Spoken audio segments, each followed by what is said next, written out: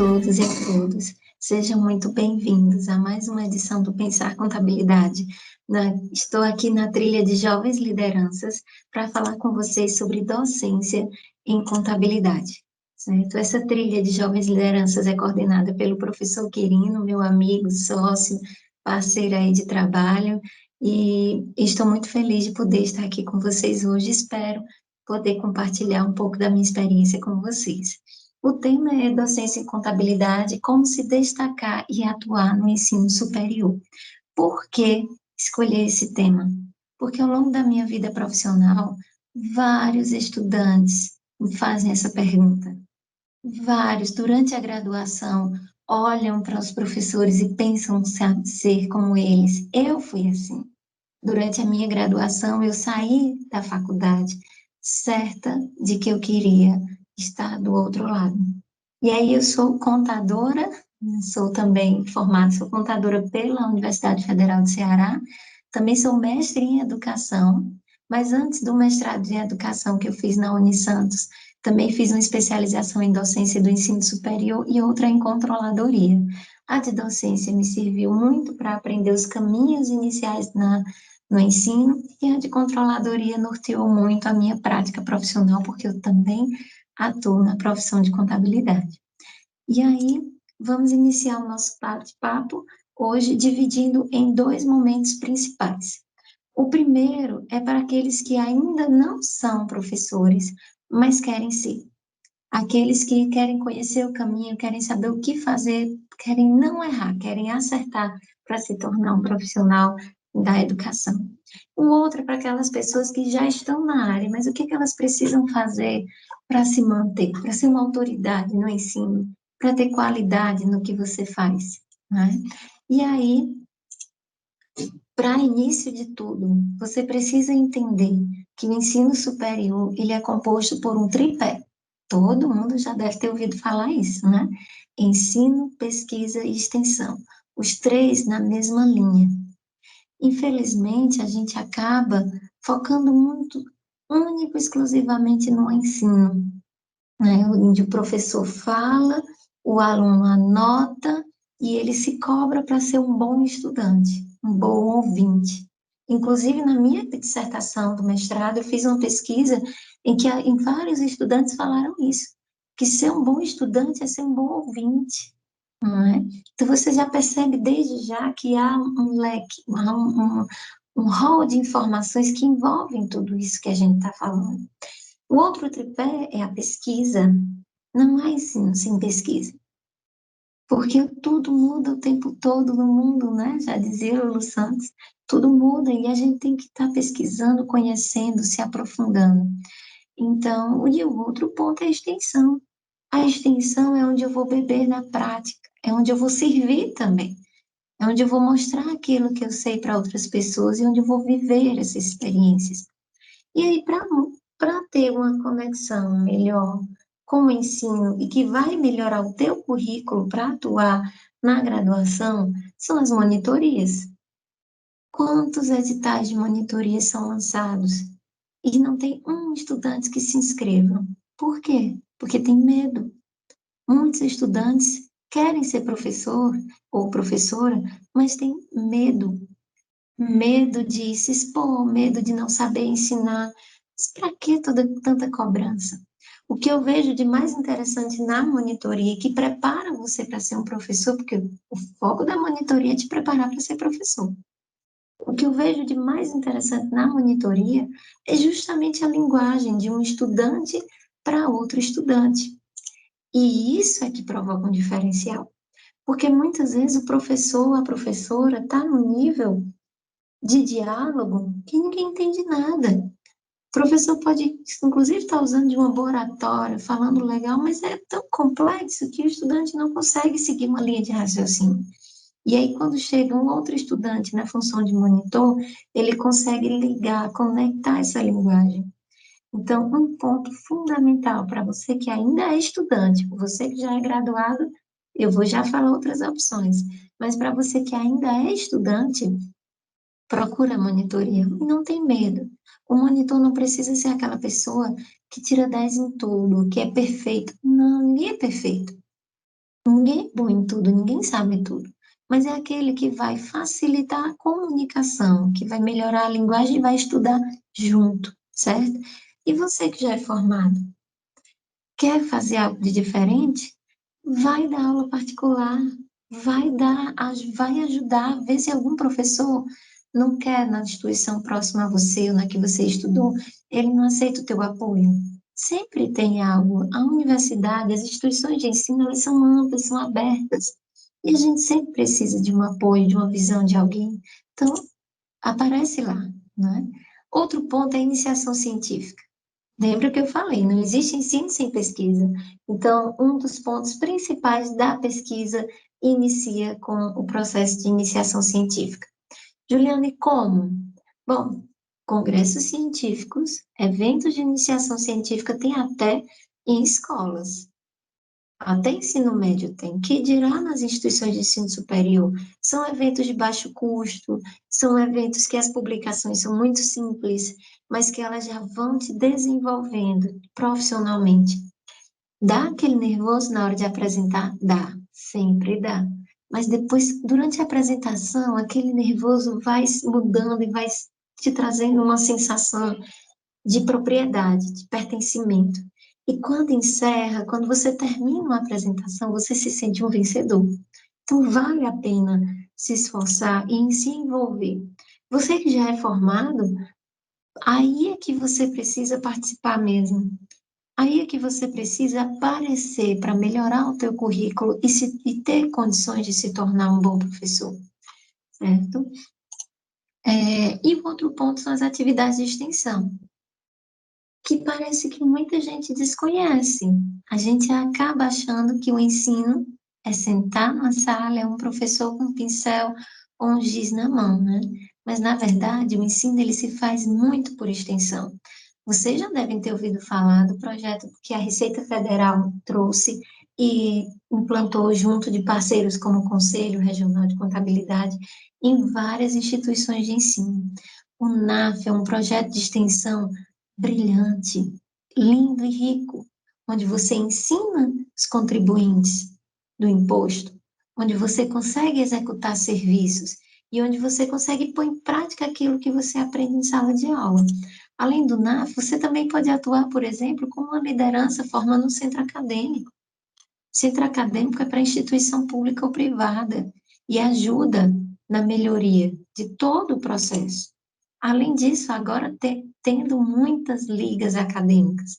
Essas ligas é quando os estudantes organizam, junto com o apoio de um professor, ações, cursos, palestras. Dá uma pesquisada, porque tem muita coisa boa. E o queridinho de todas as empresas júnior. Então, durante o ensino, se fosse processo de ensino e aprendizagem, a gente precisa desgarrar um pouquinho daquela mentalidade de apenas sala de aula, parede, cadeira, aluno parado, estudante parado. Não, é movimento. Processo de ensino e aprendizagem é movimento, é construção, é vida. Então, se você pretende atuar nessa área, já vai quebrando os paradigmas na tua cabeça. Já vai, se você é estudante, se envolve, aparece, sabe? E isso vai fazer com que você evolua. Um outro ponto fundamental é você fazer o teu Lattes. Trouxe aqui o link do meu, né? Tá aparecendo aí o código. E aí, o link o teu Lattes, ele vai trazer toda a contabilização do teu capital intelectual, né? Ele vai mostrar tudo aquilo que você fez na tua história. É muito melhor do que fazer um currículo simples que você faz em Word. Eu sei que para conseguir um emprego em um escritório, uma empresa, você precisa levar um currículo resumido. Tudo bem? Massa, com foco naquilo que a empresa quer saber. Mas bota lá o link do teu currículo Lattes e no teu currículo Lattes coloca tudo. Se tu deu entrevista, gravou um vídeo no YouTube, você pode colocar, é produção, sabe? E você participou de qualquer evento, se você tem domínio de alguma língua, mesmo que básico, no Lattes cabe. E ele é como se fosse realmente uma rede social, equiparado, onde ele vai mostrar a tua trajetória. Então, faz o teu Lattes. Juliana, não sei fazer. Clica aí, ó, lattes.cnpq.br, que você já vai compreender um pouco. Não sabe mesmo? Tem um monte de vídeo no YouTube com tutoriais, passo a passo, bem bonitinho, te ensinando. É um pouco complexo? Sim, mas essa complexidade vai de acordo com a tua experiência. O quão maior for a complexidade do teu currículo, mais trabalho você vai ter de sim de elaborar o teu Lattes. Mas você não vai fazer tudo de uma vez. Lattes é construção.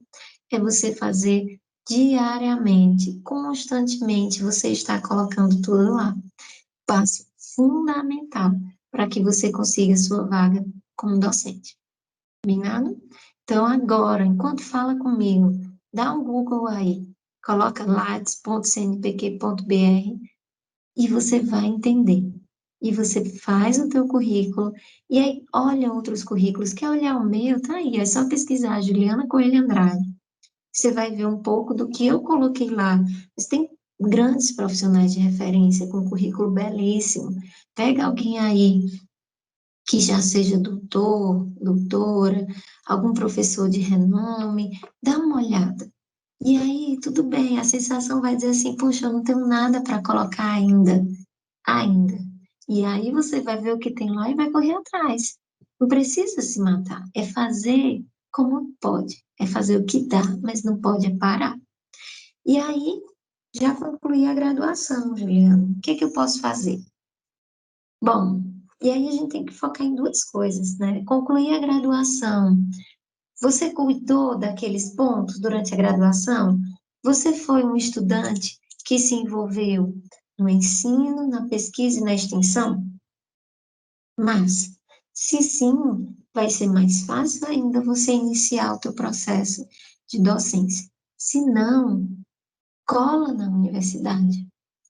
Vai na universidade, participa dos eventos, se interage, apresenta trabalhos, se envolve, e aí você consegue enriquecer sim o seu currículo.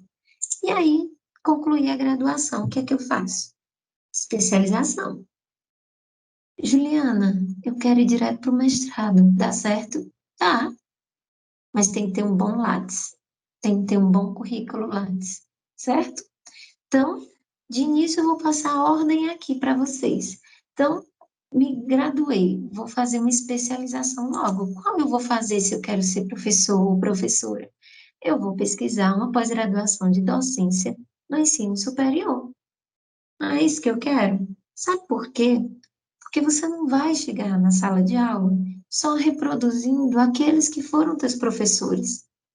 Claro que quem foi teu professor é referência. Sempre fica um pouco de quem foi nosso professor na gente, né? Inclusive um pouco até na nossa personalidade, eu sei. Mas você também não pode reproduzir 100%, porque tua realidade vai ser outra. Quando você se tornar um professor, ou se você já for, você vai ver que as turmas que você leciona ou vai lecionar são diferentes das suas turmas, dos seus colegas. Então você tem que estudar. Você dar aula não é simplesmente você chegar ali, eu sou muito boa em ICMS. Não tem muita gente boa em ICMS, não, né? É um tema difícil. Agora eu vou dar aula? Não. Isso não significa que as pessoas vão aprender contigo. Significa que você tem domínio de conteúdo. Então, o primeiro ponto é estudar sobre docência do ensino superior. Você vai lidar com pessoas, e pessoas são diferentes de números, são diferentes dos impostos que a gente calcula e das escriturações que a gente faz. Aí sim, você pode fazer paralelo ou depois alguma na sua área de atuação. Como eu, por exemplo, eu primeiro fiz a minha especialização em docência do ensino superior e fiz a minha em controladoria. Eu fiz primeiro as duas especializações, certo? A de controladoria me deu uma propriedade maior daquilo que eu gosto de atuar enquanto contadora. Eu sou aquela contadora que amo fechar balança, amo fazer uma DRE, amo fazer um fluxo de caixa. E eu amo ensinar isso também. Mas eu tive que aprender a ensinar isso. Não é só chegar lá na luz, imagina ensinar alguém a fazer uma DFC. Não é fácil. Eu tive que aprender a metodologia correta de fazer as pessoas se envolverem e gostarem de estudar. É um tema fantástico, mas é complexo. Então você precisa, no mínimo, se especializar naquilo que você é bom. E se você quer ser professor, se especializar naquilo que você quer ensinar e estudar sobre as metodologias, sobre didática, sobre várias coisas que envolvem, certo? E aí vem o mestrado. Como eu já disse, se você quiser ir direto para o mestrado, pode. Eu tenho uma colega que da graduação ela passou direto no mestrado na USP. Olha que massa! Mas para isso faz muito tempo, né? Eu não sei de exemplos atuais. Mas para isso, ela teve que melhorar o currículo dela. Ela pegou o currículo Lattes, publicou artigos, inclusive artigos voltados para disciplinas que ela tinha ficado na final, por exemplo, para mostrar que ela tinha evoluído. Então, dá certo entrar direto no mestrado? Sim, claro, mas você tem que ter um bom currículo para poder passar na seleção, certo? E aí, independente de tudo, Juliana, eu fiz um mestrado e não consegui, acabei atuando em outra área e não fui para a docência. Ah, é a melhor coisa que você fez. Porque o mestrado, mesmo que você não vá atuar na docência, o mestrado te muda como pessoa. Só o trabalho de você ter que pesquisar, de aprender a ser um pesquisador, porque é isso que o mestrado faz, independente da área. O mestrado te ensina a ser um pesquisador, certo? Então, independente da área que você faça, o mestrado vai te ensinar a pesquisar, vai te ensinar a escrever bem, vai te ensinar a falar bem, e isso já vai te provocar uma evolução gigantesca. Então, se você tem condições de fazer um mestrado logo, por que eu estou dizendo condições? Porque às vezes você está me assistindo aqui, você mora numa cidade de interior que não tem.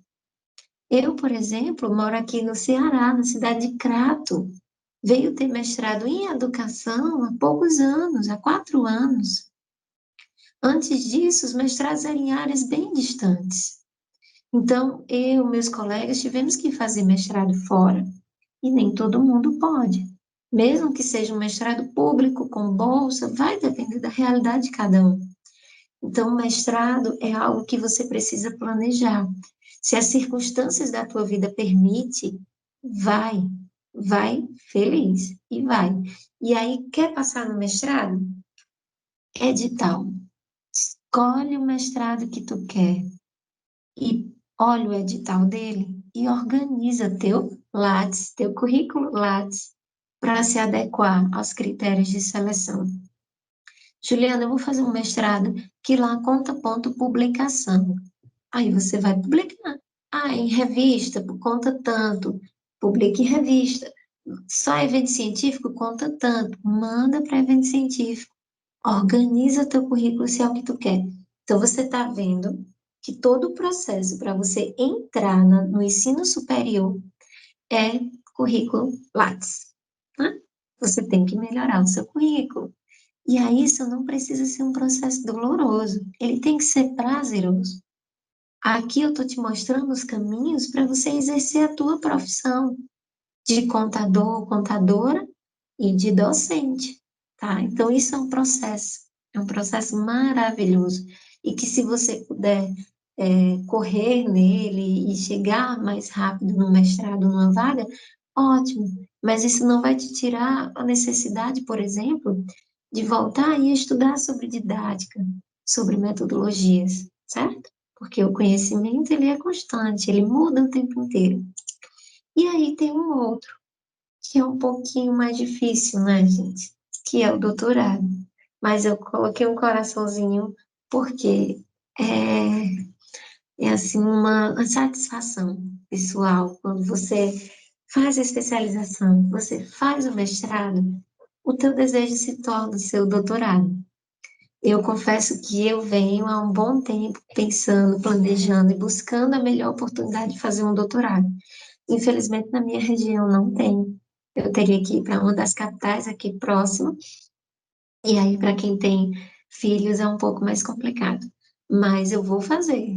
Porque quando você se torna pesquisador, quando você entende o poder da pesquisa na tua vida, você não quer parar de estudar. E o doutorado é importante? É. Juliana, posso sair da graduação direto para o doutorado? Pode. Ninguém vai te proibir. Agora, passar numa seleção de doutorado sem ter um mestrado ou especializações é mais difícil por causa da concorrência.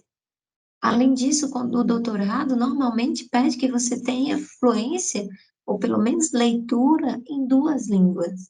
Então, se você quer fazer doutorado, você tem que ter aí um currículo Lattes rico e bem diversificado, tá? E aí, o próximo passo é: onde é que eu quero ensinar? Qual é a instituição que eu quero ir? É uma instituição pública, certo? Se é uma instituição pública, meu bem, é fundamental que você consiga fazer um mestrado, a não ser que vá como professor substituto, que aí é mais fácil. Pode ter vaga na instituição pública para especialista? Pode, isso não é impossível, mas a prioridade dentro dos critérios de seleção vai ser principalmente a titulação. E aí, no processo de concorrência, você pode não conseguir garantir a sua vaga. Então, se você quer garantir aqui um tão sonhado concurso público na área de docência, então, monta aí teu plano, tua estratégia, tua meta para iniciar o mestrado, ok? Mas voltando, não é que seja obrigatório, é por causa mesmo da concorrência. E aí, você quer uma instituição privada? Tem uma perto de ti que tu tem muita vontade de lecionar? Ou tem várias na tua região? O que que você precisa fazer? Olha, o MEC deu uma mudada nos critérios de avaliação das instituições de ensino. E lá ele avaliava o corpo docente principalmente pela titulação. Agora, o MEC tem avaliado as instituições como positivo, como nota 5, quando os corpos docentes têm muita publicação.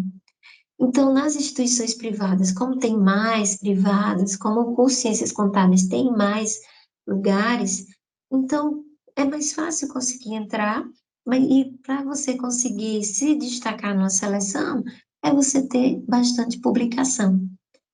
Juliana, eu não sei publicar. Tu já publicou o teu TCC? Teu trabalho de conclusão de curso? Publica ele.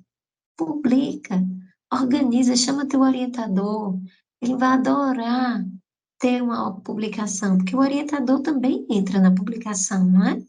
Então, publica teu TCC já, certo? Se não, faz um artigo de revisão. O que é um artigo de revisão? É você pegar artigos que tem na internet sobre um determinado tema e compará-los. No momento que você compara, você traz uma riqueza para quem está lendo. É bom quando a gente vai na Receita Federal e faz uma solução de consulta, por exemplo, e já vem todas as normas lá, né? Da mesma forma, você quer achar sobre um determinado tema e você acha um artigo em que a pessoa compara outros artigos falando sobre aquilo, e aí você consegue ter um conhecimento assim, trazendo mais generalizações daquilo que várias pessoas falam, que é um artigo fácil de fazer e fácil de publicar, mas publica, é fundamental para encorpar o teu currículo Lattes. Mas também tem outra coisa, no processo de seleção, tem muitas vezes a prova, a momento em que você faz uma apresentação.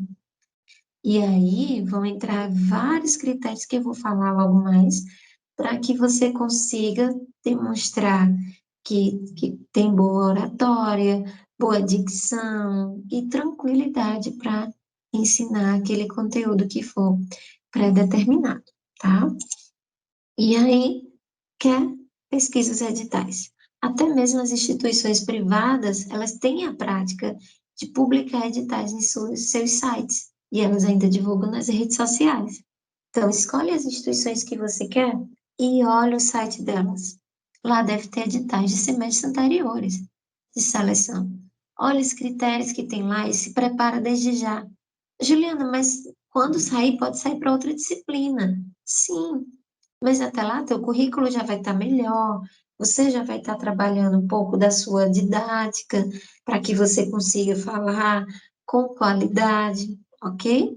Então, na hora que sair o edital, você adequa aquilo que você quer, tá? E olha, gente, é tudo que uma instituição de ensino superior quer numa seleção, é encontrar alguém que tenha esse envolvimento, que tenha um currículo, que tenha propensão à publicação, gente. A gente precisa, porque não há ensino sem pesquisa.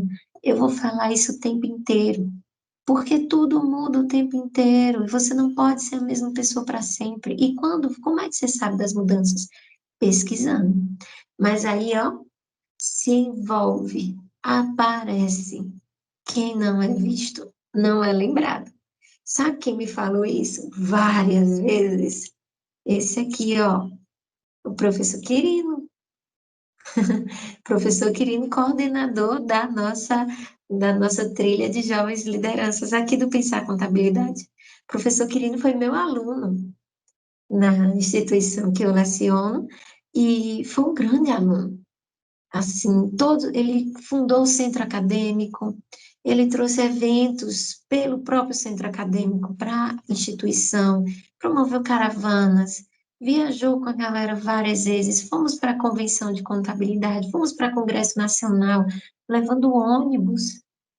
Foi um dos períodos mais ricos da nossa atuação como professores, porque a gente tinha conosco um aluno que era engajado. Olha só onde ele está hoje, olha a evolução que ele teve, mas porque ele não se escondeu, entende? Então é esse o processo que você precisa seguir. Você tem que ir apresentar um trabalho em iniciação científica, Juliana, eu tenho vergonha, eu também. Eu apresentei meu TCC escondido porque eu estava com vergonha. E eu sou professora há 13 anos. A gente supera. Se tem um pânico, faz terapia, vai buscar um apoio, vai te fazer bem, mas não se esconde, mostra teu potencial, tá? E aí, durante esse tempo de Quirino, ele foi meu monitor de disciplina, das disciplinas que eu lecionava, depois foi meu estagiário, e aí, no processo de estágio, a gente assinou a carteira dele, nós éramos contadores de um shopping na região, a contabilidade do shopping foi para outra região do país, a gente não pôde ir junto, porque teria que largar o nosso Cariri, e aí nós abrimos uma sociedade. Logo depois, o que aconteceu? Um professor pediu demissão na instituição que eu leciono, e eu não precisei falar nada. Todo o corpo docente e o próprio professor que pediu demissão disse: Eu quero que o professor Quirino fique em meu lugar. Por quê? Por que que o professor me fez esse pedido? Porque Quirino construiu um currículo de extensão, ele fez ações sociais, ele prestou serviço de contador à sociedade, de pesquisa por publicar trabalhos e de ensino por ser monitor, por participar de eventos, por dar palestras. E aí a pessoa vai evoluindo e conquistando o seu espaço sem precisar de imposição, sem precisar de nada errado, entende? Então, o que eu aprendi com o Quirino é isso, é se mostra, dá a cara a tapa. Vai, que dá certo. A gente se culpa demais, a gente se cobra demais. Quando muitas vezes as pessoas nem esperam tanto e a gente, quando vai, acaba conseguindo fazer algo muito gigante. Então, esse é o exemplo que eu trago do professor Quirino, que hoje é meu sócio, meu amigo, e que funcionou. Hoje ele é referência para mim profissional, depois de ter sido meu aluno há tantos anos, né? E aí, gente? Estou atuando na docência. Consegui uma oportunidade para ser professor ou professora no ensino superior. E aí, o que é que eu faço? O que é que eu vou fazer para ser uma autoridade, para me destacar como professor? Porque eu não quero chegar na sala e dar aquela aula que o povo fica revirando a cara assim, porque o pessoal revira mesmo. E aí, principal dica, não basta dominar conteúdo. Uma vez eu assisti um treinamento sobre ICMS. Eu já falei, citei o exemplo de ICMS, né? Porque ICMS realmente é muito complexo e varia de estado por estado, né? É uma legislação, assim, bem avançada, né? Bem ampla. E eu fui para esse curso, eu e Quirino, vamos fazer esse curso junto. O professor era um tampa, o cara com um currículo incrível, uma titulação de doutor, mas eu não entendi nada do que ele falou. Nada. Por quê? Porque ele tinha domínio de conteúdo.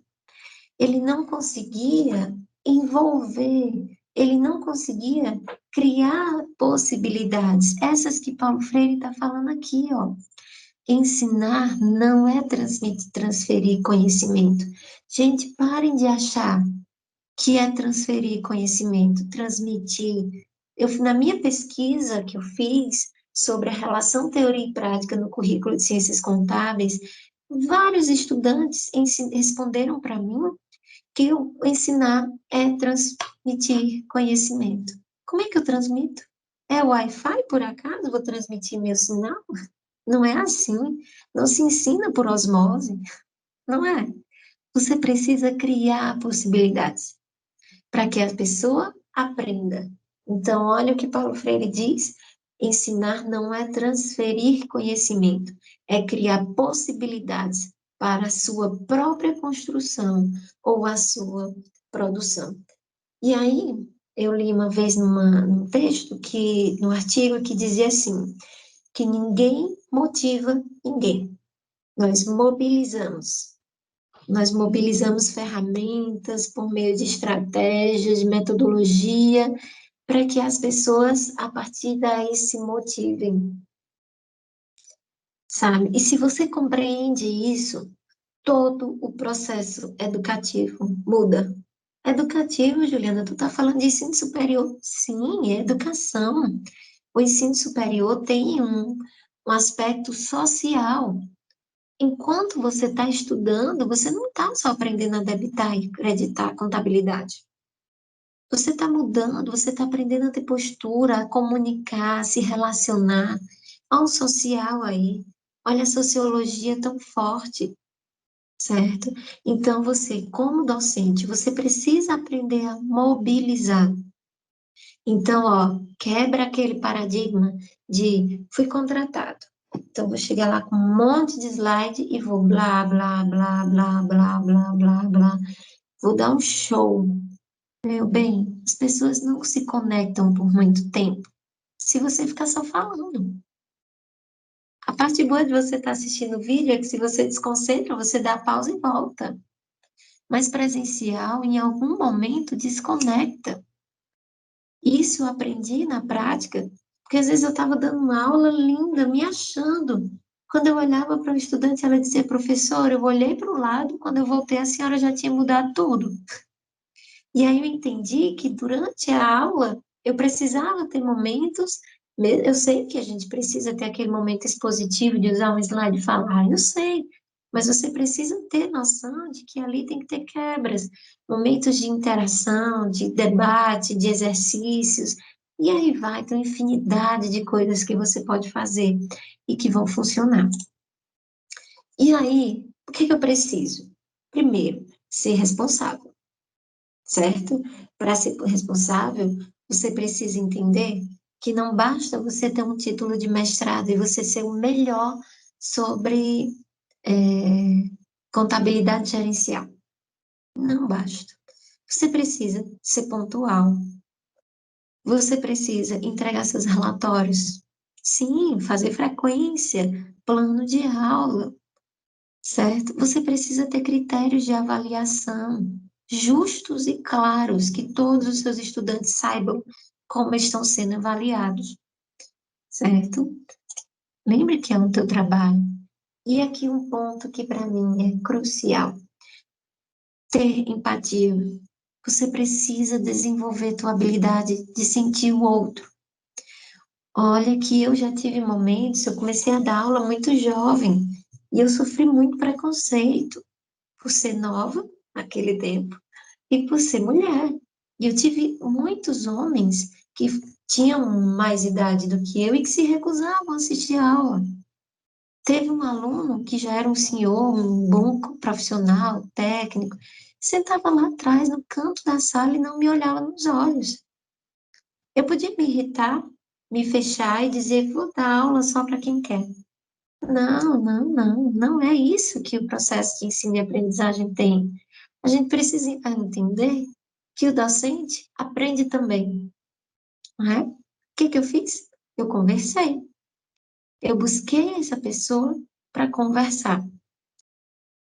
E eu sentei junto e disse, e aí, o que que tu tá fazendo? Tu sabe aqui, tu quer me ajudar? Eu tô precisando de ajuda. E a gente foi se envolvendo e as coisas foram funcionando e acabou que eu tive um grande parceiro na minha aula. Então, a empatia é você blindar muito aqueles sentimentos ruins. Porque enquanto você é professor, você é testado, você é avaliado. Os estudantes estão ali olhando para ti, olhando e eles observam se você está nervoso, se você está bem, se você não está, eles sentem tudo. Você precisa proteger isso, mas você também precisa sentir se o teu aluno está bem, se não está. Logo quando eu comecei a dar aula, eu fiz um exercício ensinando a demonstração das mutações do patrimônio líquido. E aí eu peguei, fiz na lousa um DMPL, linda assim, usando pincel de várias cores, um exemplo mais resumido. Fiz tudo. Quando eu terminei, disse, pessoal, agora é um exercício para vocês fazerem.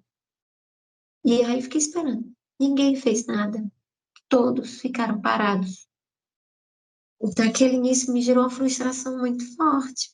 Poxa, por que que ninguém está fazendo? Ninguém está entendendo, eu não sei dar aula. Aí eu entendi que o tema era muito complexo para eu fazer tudo de uma vez e querer que o aluno consiga replicar. O que foi que eu fiz? Eu senti a turma, interagi com eles, e na próxima vez a gente começou ao contrário. Eu fui fazendo com eles, eu disse, ó, todo mundo tem uma DMPL aí, em branco? Primeira linha, vamos aqui, eu preencho aqui, vocês aí. E a gente foi fazendo junto e discutindo cada um. Pronto, quando eu mandei eles fazerem só, todos fizeram. Então, é ter empatia e não ser arrogante. O professor não é dono do conhecimento. É uma pessoa que está preparada para ensinar aquele conteúdo. Mas a gente não sabe tudo. E vai ter um momento que alguém vai te perguntar algo e você vai dizer, vou pesquisar. Não sei. Quantas vezes algum aluno me perguntou e eu disse, pesquisa aí na internet? Tu pode pesquisar?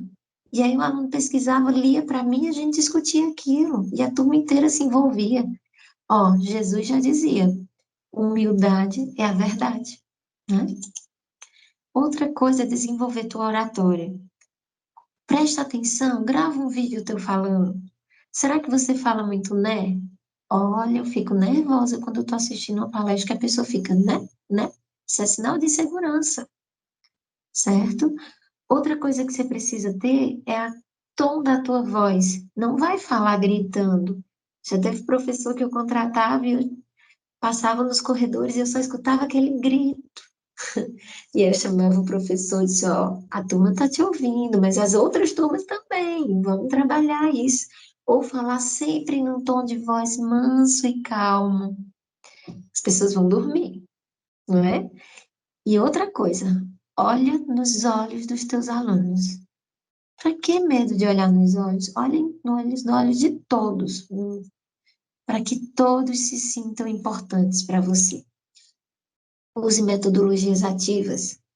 Pesquisa na internet, gente. Aprende a pesquisar. Tem muita metodologia. Se você pesquisar sobre metodologias ativas voltadas para a contabilidade, você vai ver que tem coisas incríveis. Em contabilidade gerencial, por exemplo, quando eu leciono essa disciplina, eu trabalho toda em metodologias ativas. Na primeira unidade, os alunos fazem um balanço, mas depois de apurar os custos, calcular os índices, e cada um faz o seu. São valores, eu dou saldos iniciais distintos, e eles fazem no Excel, eles executam, eles analisam, fazem um relatório interpretando aquilo. Muito melhor do que eu estar lá na lousa, simplesmente falando as fórmulas para calcular o índice de liquidez. Muito melhor, já entrega as fórmulas no ponto. E aí cada um tem a sua, e aí as aulas, a gente fica no laboratório de informática, que cada aula eles vão construindo as suas demonstrações contábeis. E aí, no término da unidade, eles escrevem um relatório interpretando aquilo. Me diz se não é melhor aprender dessa forma do que eu simplesmente com um slide falando? Depois a gente faz jogos empresariais. Eles criam empresas, tudo por meio de planilhas de Excel integradas, onde eles tomam decisões com base nisso. E aí é uma riqueza. Eles escutem, eles riem, eles compram e vendem, e eles tomam decisões com base no fluxo de caixa, no balanço patrimonial, na DRE, no controle de estoque. Usa a metodologia ativa. E, ó, manda material para eles olharem antes. Um vídeo. Pessoal, a aula da próxima semana é sobre isso. Dá uma olhada nesse vídeo. Porque eles já não chegam tão novos naquele conteúdo. Eles já chegam compreendendo o contexto do que vai ser falado. Entender a turma. Cada uma é diferente da outra. Na minha experiência como coordenadora, já teve vários casos de alunos chegarem para mim e dizerem assim: Juliana, o professor tal está usando o mesmo slide de 5 anos atrás. Aí eu vou descubro que eles pegam material de colegas, de amigos, namorados, pessoas que já se formaram para estudar. E aí percebem que é exatamente a mesma aula. Oi? Quer dizer que o mesmo conteúdo tem a mesma aplicação. Ah, mas ele estava falando de uma teoria de Frei Luca Pacioli. Legal, mas não tem nenhuma conexão com a atualidade nova que você pode trazer disso? Não, gente, não tenta colocar todo mundo numa caixinha. Fui contratada agora para ser professor. Vou, primeiro semestre, vou montar a minha aula e aí vou usar para sempre essa aula. Não, não faça isso. Pelo seu bem, pelo bem dos seus estudantes. Pesquisa, pesquisa sempre, se atualiza. Ó, o que é que Paulo Freire diz? Enquanto ensino, continuo buscando, reprocurando. Ele tem essas palavras. Ensino porque busco, porque indaguei, porque indago e me indago. Pesquiso para constatar, constatando, intervenho, intervindo, educo e me educo. Me educo. Lembra que eu falei sobre não ter arrogância e ter empatia? Reconhecer que a gente está se educando também. Cada turma que passa é um degrau a mais que você sobe na tua experiência, certo? E aí, pessoal, busca fonte confiável. Ó, Cielo, Google Acadêmico, não joga no Google normal, não. O Google normal tem anúncios. Vai aparecer coisas que nem sempre são relevantes para ti. Coloca no Google Acadêmico, que aí sim você vai encontrar artigos, capítulos de livros, citações, ou acasos periódicos também. Eles vão listar para ti as principais revistas de contabilidade, por exemplo, com temas relevantes. Basta você colocar os descritores, que é aquelas palavras-chave. Juliana, não sei mexer no Cielo. Dá um Google, vai lá no YouTube e pesquisa. Tem muito vídeo ensinando a pesquisar. Aí quando você for pesquisar, você vai ficar, poxa, é só isso. Quer dar uma aula? Não joga no Google. Pesquisa artigos sobre aquele tema. Não precisa ler o artigo inteiro. Lê aquilo que se adequa ao teu tema. Mas busca o que há de novo e seguro e científico. Falo isso, inclusive, para a tua profissão como contador ou contadora, certo? Você não pesquisa o tempo inteiro leis, normas, artigos, estudos, e assim é a profissão contábil, certo? Então, quer ser professor ou professora, ou você já é, pesquisa. Juliana, não tenho tempo. Sou contadora, tenho um escritório, passo o dia na minha empresa e à noite eu tenho que dar aula. Não dá tempo de fazer pesquisa, parar, escrever artigo. Você deve ter algum aluno ou aluna que tem uma boa escrita, que tem interesse de escrever. Você deve ter algum aluno ou aluna que quer ser professor ou professora. Fala com essa pessoa. Monta um grupo, um grupo de estudo, certo? E aí dá certo, as pessoas vão escrever contigo, não precisa escrever só. Não precisa fazer um artigo dificílimo e publicar na revista com o maior qualis que existe, não. Precisa se atualizar. Aprenda a ser mais versátil, a dividir mais as coisas. Se você fizer isso, você não vai parar nunca. E olha, eu estou falando isso até para quem não é professor e não pretende ser. Que custa? A profissão contábil precisa de mais pesquisadores para a gente ser menos refém do governo. A gente precisa desenvolver o nosso senso crítico. Tem pesquisa na área da saúde lindas, as pessoas mantêm pesquisadores. Por que nós, profissionais de contabilidade, tantos de nós paramos de pesquisar? Pesquisar é atualizar, é manter o conhecimento ativo, certo? Então, abre tua mente sobre isso. Tem muita coisa na internet para te ajudar sobre isso. E aí, o último ponto que eu quero tratar aqui com vocês, para a gente encerrar, é sobre você buscar conexões da tua disciplina com a realidade local. Esse foi o principal foco da minha dissertação, porque enquanto coordenadora, eu cansei de ouvir contadores chegarem para mim e dizer o que é que vocês estão ensinando para esses alunos? Que eles chegam aqui e não sabem calcular o simples, não sabem abrir uma empresa na junta comercial.